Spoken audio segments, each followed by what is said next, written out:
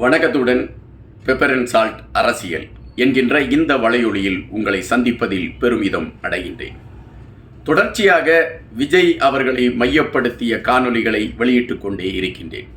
பல நண்பர்களிடமிருந்து கேள்விகள், என்ன திடீரென்று விஜய்க்கு ஆதரவாக கருத்துக்களை பதிவிடத் தொடங்கி இருக்கிறீர்கள் என்கின்ற கேள்விகள் எழுப்பிக் கொண்டு இருக்கின்றார்கள். இந்த கேள்விகளுக்கு பதில் சொல்ல வேண்டிய ஒரு கட்டாயமும் எனக்கு இருக்கின்றது.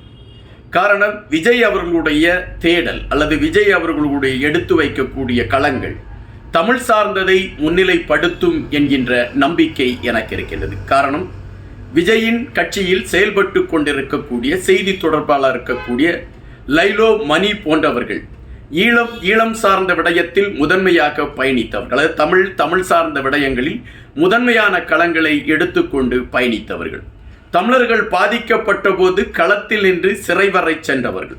எனவே இவர்கள் இருக்கக்கூடிய களம் அல்லது இவர்கள் செயல்படுகின்ற ஒரு கூடாரம் கண்டிப்பாக தமிழ் உணர்வுகளுக்கும் தமிழர்களுக்கும் முதன்மையான ஒரு களத்தை கொடுக்கும் என்பதை நாம் அறிந்திருக்கக்கூடிய ஒரு விடயம்.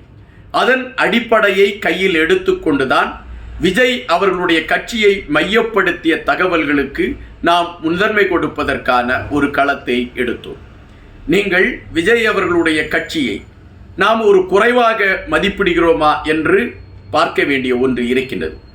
சுமார் 12 ஆண்டுகள் மக்கள் இயக்கமாக அவர்கள் செயல்பட்டிருக்கின்றார்கள். இந்த 12 ஆண்டும் அவர்கள் மக்கள் சார்ந்த பணிகளை செய்திருக்கின்றார்கள். அதற்கான களங்களை அவர்கள் பல தளங்களில் உருவாக்கி இருக்கின்றார்கள். அதற்கு நாம் பல உதாரணங்களை எடுத்து வைக்க முடியும். அதுபோன்று தேர்தல் களத்திலே அவர்கள் நிற்கின்றார்கள். அதாவது பஞ்சாயத்து தேர்தல் போன்ற அந்த உள்ளாட்சி தேர்தல்களில் அவர்கள் களத்தில் நிற்கின்றார்கள். அவர்கள் மக்கள் இயக்கமாக இருக்கக்கூடிய அந்த சூழலில்தான் உள்ளாட்சி தேர்தலில் அவர்கள் நிற்கின்றார்கள். சுமார் 122 உள்ளாட்சி உறுப்பினர்களை பெற்றிருக்கின்றார்கள். 2 பஞ்சாயத்து தலைவர்களை பெற்றிருக்கின்றார்கள். அப்படி என்றால் அந்த 12 ஆண்டுகள் அவர்கள் அரசியல் பயிற்சியை பெற்றுக்கொண்டே இருந்திருக்கிறார்கள் என்பதை நாம் இங்கு உணர வேண்டிய ஒன்றாக இருக்கின்றது. அதன் பின்பு விஜய் அவர்கள் கட்சியை தொடங்குகின்றார். கட்சியை தொடங்குகின்ற பொழுது அவர்கள் மக்கள் இயக்கமாக இருக்கக்கூடிய அந்த அமைப்பு கட்சியாக மாறிவிடுகிறது.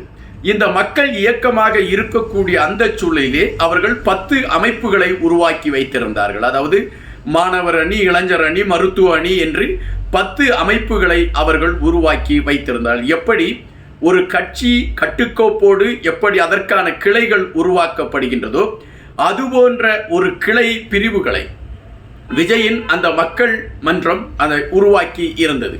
இது நாம் பல களங்களில் நம்மால் அதை புரிய முடிகிறது. அதுபோல விஜய் மன்றத்தை சார்ந்தவர்கள் செயல்படுத்திய விடயங்கள், அதாவது அவர்கள் எடுத்து வைத்திருக்கக்கூடிய சமுதாயம் சார்ந்த தேடல்கள் அப்பொழுதிலிருந்தே பேசுபடு பொருளாகவே வந்து கொண்டு இருந்தன. ஒரு அரசியல் என்பது எதிர்கட்சிகளை விமர்சிப்பதும் பிற கட்சி தலைவர்களை குறைத்து பேசுவதும் இதுதான் அரசியல் என்று கணக்கிடப்பட்ட இடத்தில் எந்த தலைவர்களையுமே இகழ்ந்து பேசிக்கொண்டு எந்த தலைவர்களுமே ஒருமையில் பேசிக்கொண்டு தங்களுடைய அரசியல் களத்தை விஜய் கட்சியை சார்ந்தவர்கள் தொடங்கவில்லை.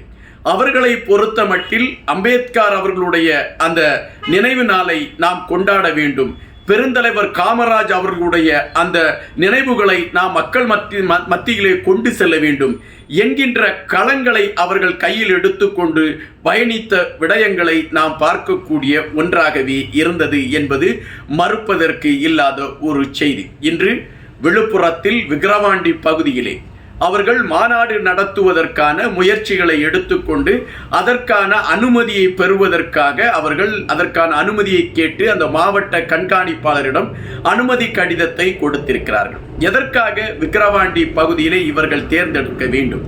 இதில் ஏதாவது அரசியல் சார்ந்த விடயங்கள் இருக்கிறதா, அல்லது மத நம்பிக்கைகளை சார்ந்த பதிவுகள் இருக்கிறதா, அல்லது இந்த இடத்தில் தொடங்கினால்தான் நமக்கு வெற்றி இலக்கை எட்ட முடியும் என்கின்ற தேடல் இருக்கிறதா என்கின்ற கேள்விகள் வருகின்ற பொழுது அதற்கும் விடைகள் இருக்கின்றன. ஒரு குறிப்பிட்ட இடத்தில் சுமார் 100 ஏக்கருக்கு மேற்பட்ட இடம் தேவைப்படுகிறது. அப்படிப்பட்ட இடம் தேவைப்படக்கூடிய ஒரு இடமாகத்தான் விக்கிரவாண்டி இருக்கிறது. அதுபோல விஜய் அவர்கள் கட்சி என்கின்ற ஒரு அடையாளத்தை அதை அறிமுகப்படுத்துகின்ற வேளையில் முதல் பொதுக்கூட்டம் நடந்தது விழுப்புரம் மாவட்டத்தில் என்றுதான் குறிப்பிடுகின்றார். புஷி ஆனந்த் அவர்கள் கொடியேற்றியதும் அந்த விழுப்புரம் மாவட்டத்தில் என்கின்ற தகவல்கள் தான் எடுத்து வைக்கப்படுகிறது. எனவே மாநாடும் விழுப்புரம் மாவட்டத்தை மையப்படுத்தியதாக அமைய வேண்டும் என்கின்ற நிலைப்பாட்டில் மாநாட்டுக்கான ஏற்பாடுகள் தீவிரம் கட்ட தொடங்கிவிட்டது. தற்பொழுது விஜய் நடித்து வெளிவர இருக்கக்கூடிய அந்த திரைப்படத்தின் வெற்றி பறைசாற்றுகின்ற அந்த ஓசையோடு மாநாட்டின் ஓசையும் சேருகின்ற பட்சத்தில் விஜய் என்கின்ற அடையாளம் ஒரு உயர்வான களத்தை நோக்கி செல்வதற்கான ஒரு சூழல் அமையும் என்று அவருடைய கட்சியை சார்ந்தவர்கள் திட்டமிடுகிறார்கள். அந்த திட்டமிடுதலின் வெளிப்பாடாகத்தான் அவர்களுடைய செயல்பாடுகள் வேகம் கட்ட தொடங்கி இருக்கின்றது. இந்த மாநாட்டை திங்கட்கிழமை அவர்கள் எடுத்து வைத்திருக்கின்றார்கள். எதற்காக இந்த மாநாடு திங்கட்கிழமை வைக்கப்பட்டது என்றால், ஞாயிற்றுக்கிழமை மாநாடு வைத்துவிட்டால் விடுமுறை நாட்களில் மக்கள் நேரம் போகவில்லை என்று கூடிவிட்டார்கள் என்கின்ற ஒரு பேச்சு வரும் என்பதை உடைக்க வேண்டும் என்பதற்காகவும், திங்கட்கிழமை நடத்துகின்ற இந்த மாநாட்டில் கூட்டம் அதிகமாக வருகிறது என்பதை நிரூபிப்பதற்காகவும் அவர்கள் இந்த திங்கட்கிழமையை தேர்ந்தெடுத்திருக்கின்றார்கள். இது ஒரு வியப்பான செய்தியாக கூட இருக்கலாம். விஜயை பொறுத்த மட்டில் அவர் தன்னுடைய கட்சியை தொடங்கிய பின் 2 முறை தன்னுடைய நிர்வாகிகளை சந்தித்திருக்கின்றார். 2 முறை நிர்வாகிகளை சந்தித்திருக்கின்றார். அதுபோல கல்வி சார்ந்த விடயங்களுக்கு அந்த மாணவர்களுக்கு பரிசு தொகை கொடுக்கக்கூடிய விடயத்தையும் அவர் 2 முறை எடுத்திருக்கின்றார்.